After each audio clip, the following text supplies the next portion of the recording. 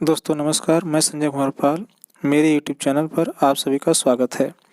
आज हम लोग देखेंगे दीक्षा ऐप पर चल रहे निष्ठा के प्रशिक्षण पर प्रश्न उत्तर।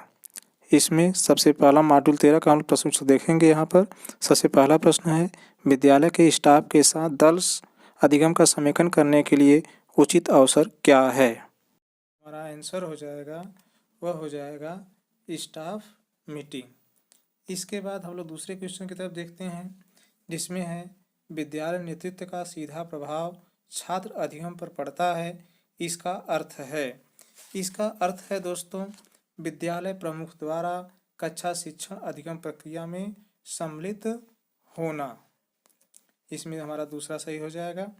फिर इसके बाद हमारा अगला क्वेश्चन है दोस्तों, विद्यालय विकास योजना किसके लिए उपयोगी नहीं है? तो विद्यालय विकास योजना केवल प्रशासकीय उद्देश्यों के लिए जो लिखा गया ऑप्शन है, यही हमारा चौथा ऑप्शन यही सही है। इसी के लिए उपयोगी नहीं है, बाकी सबके लिए उपयोगी है। इसके बाद हमारा अगला प्रश्न है, इनमें से कौन सा विकल्प सक्रिय अधिगम नहीं है? इनमें से कौन सा विकल्प सक्रिय अधिगम नहीं है? तो इसका उत्तर हो जाएगा कि सक्रिय अधिगम व्यक्तिगत सोच को प्रोत्साहित नहीं करता है, अर्थात दूसरा आंसर सही हो जाएगा। चलिए दोस्तों, इसके बाद हम लोग देखते हैं अगले क्वेश्चन की तरफ। अगला क्वेश्चन हमारा है, विद्यालय में अधिगम संस्कृति विकसित करने की संकल्पना को कौन सा विकल्प सुपरिभाषित कर सकता है? तो इसमें हम लोग देखेंगे, हमारा जो आंसर होगा वह होगा चौथा आंसर, दल अधिगम। फिर इसके बाद हम लोग अगला प्रश्न देखेंगे कि इनमें से कौन अकादमिक नेतृत्व के मुख्य अवयव नहीं है? तो इसका हमारा आंसर हो जाएगा चौथा, प्रशासनिक नियमों एवं विनियमों की समझ। इसके बाद हम लोग सातवां प्रश्न देखेंगे, जिसमें है छात्रों से कहा जाता है कि प्रोटीन से बने रेशों के बारे में जानकारी एकत्रित करें। निम्न में से वे किसके बारे में जानकारी एकत्रित करेंगे? तो दोस्तों जानते हैं कि जो प्रोटीन, रेशम जो होता है वह हमारा प्रोटीन से बना हुआ है, अर्थात बच्चे रेशम की जानकारी एकत्रित करेंगे। अगला प्रश्न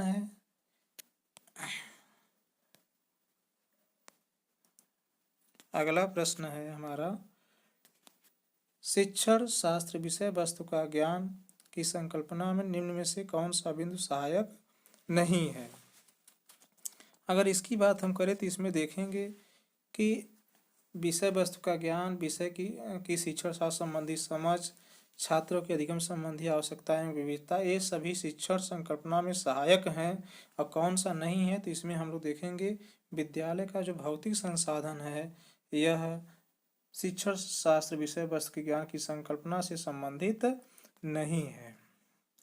अगला क्वेश्चन अगर हम लोग देखेंगे अगले क्वेश्चन की तरफ, तो यह है, स्वयं को विद्यालय या अध्यापक के नेतृत्वकर्ता के रूप में विकसित करने के हेतु 3 मुख्य अवयव क्या है?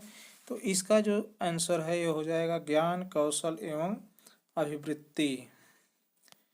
फिर इसके बाद हम लोग अगले क्वेश्चन की तरफ देखेंगे, विद्यालय प्रमुख के तौर पर विद्यालय में नेतृत्वकर्ता की क्या भूमिका होनी चाहिए? तो हम लोग दोस्तों देखेंगे कि इसका जो मुख्य आंसर, जो हमारा आंसर होगा कि लीडर बाय पोजीशन और लीडर बाय एक्शन, दोनों एक साथ जिसमें होंगे वही इसका आंसर सही होगा। इसके बाद हम अगला क्वेश्चन देखेंगे, मीरा अपनी कक्षा में एक दृष्टिबाधित छात्रा है। निम्न में से कौन सा दृष्टिकोण आप उसका समावेशी गतिविधियों में सुनिश्चित करेंगे? तो इसका जो आंसर होगा हमारे यहाँ, तो इसमें देखेंगे सभी दृष्टिकोणों का इसमें मिश्रण होना चाहिए। फिर इसके बाद हम अगला क्वेश्चन देखेंगे, भारत में स्कूली शिक्षा के किस चरण में विज्ञान को एक अलग विषय शास्त्र के रूप में शुरू किया जाता है?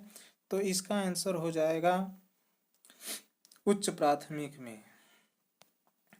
अगला प्रश्न है, प्रभावशाली नेतृत्वकर्ता बनने के लिए स्वयं के कौन से 2 महत्वपूर्ण गुण आवश्यक हैं?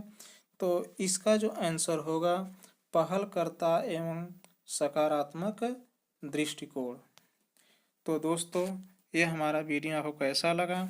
यदि अच्छा लगा हो तो इसे लाइक और सब्सक्राइब अवश्य करें। धन्यवाद।